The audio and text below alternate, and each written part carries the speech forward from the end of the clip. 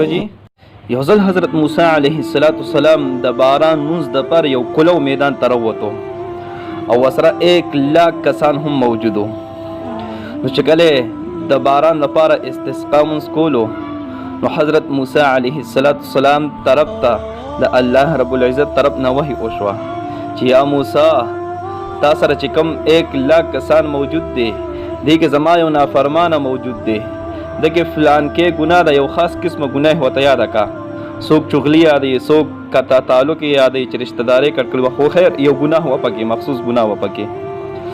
وې دغه دا فلان کې ګناه موجوده ده، د دغه کې ګناه په وجه زه د دنه ناراض یم. الله رب العزت تو فرمایل چې دغه کې ګناه په وجه زه د دغه کې سړی نه ناراض یم، تر کومه پورې چې دی په دې خلکو کې موجود دی ستاسو د استسقا منځ په وجه زه په تاسو باندې باران نه وروم. لہذا ته دې قوم ته ووایه چې دغه کسړی د ځان نه بهر کړي چې کله دې ستاسو منځ نه وځي زه به په تاسو باندې باران وکړم. حضرت موسی علیه السلام خپل قوم ته اعلان وکړو چې هر څوک په تاسو کې داسې سړی موجود دی چې فلان کې ګناه پکې موجوده ده، د هغه په وجه باندې په موږ باندې باران نه کیږي، مهرباني دې وکړي هغه دې خلکو نه بهر شي چې په موږ باندې باران وورېږي. چې کم کس کې دا ګناه موجوده وه هغه ته خو پته ولګېده چې دا خو زه یم چې زما په وجه باندې دا باران نه کیږي. خو اوس که زه د 1,00,000 کسانو نه بهر ته وځم دا خلک به راپورې بیا خاندي، د دې خلکو په مخ کې خو به زه ډېر زیات شرمنده شم. نو دې په زړه زړه کې الله رب العزت ته توبه وباسي چې الله تعالی نن مې توبه ده، نن نه بعد به زه دا ګناه نه کوم چې ما کې کومه ګناه موجوده ده دا به زه بیا نه کوم. چې څنګه په زړه زړه کې توبه وویسته اوس دا کس د مجمع نه بار شوی نه دی او استسقا مونځ هم لا نه دی شوی چې په شیبو شیبو بارانونه وورېدل، باران شروع شو. دی خو حضرت موسی علیه السلام حیران دی چې د قوم نه خو څوک اوتې نه دی او باران شروع شو.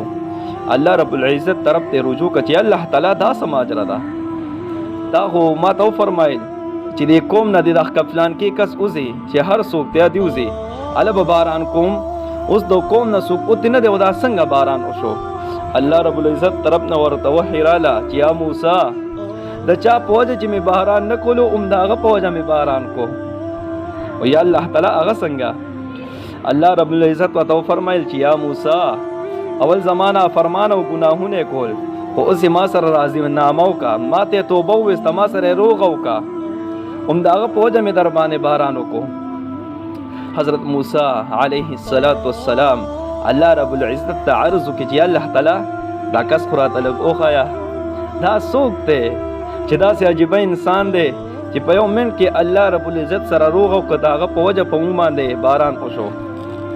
الله رب العزت ورته وفرمایل چې یا موسی کله چې زما نافرمانه و تر ټول عمر زما نافرماني کړې وه دغه ټایم مې چاته نه دی ښولی، چاته مې نه دی ښکاره کړی، اوس خو زما دوست جوړ شو، اوس پې ما سره راضینامه وکړه، اوس زما ولی جوړ شو، اوس پې درته څنګه وښیمه. نو زما عزتمندو نن په موږ باندې په اکثرو علاقو کې بارانونه نه دي شوي، ډېر زیات خلک د باران د وجې نه تنګ دي چې باران دې وشي باران دې وشي، خو لیکن باران نه کېږي. وجه څه ده؟ وجه زموږ ګناهونه دي.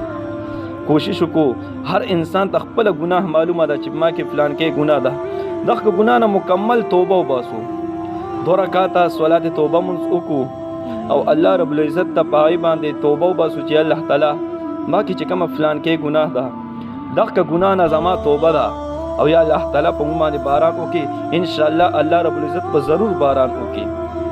نو زما عزتمندو امید لرم چې ویډیو به مو خوښه شوې وي، خو خامخا به کوشش کوو چې دا ویډیو مخکې پهلوم کو او عمل پې خامخا وکړو، د خپل ګناهونو نه توبه وباسو چې هر قسمه ګناه چا کې موجوده ده هغې نه توبه وباسو او بیا توبې نه پس د باران دعا وکړو.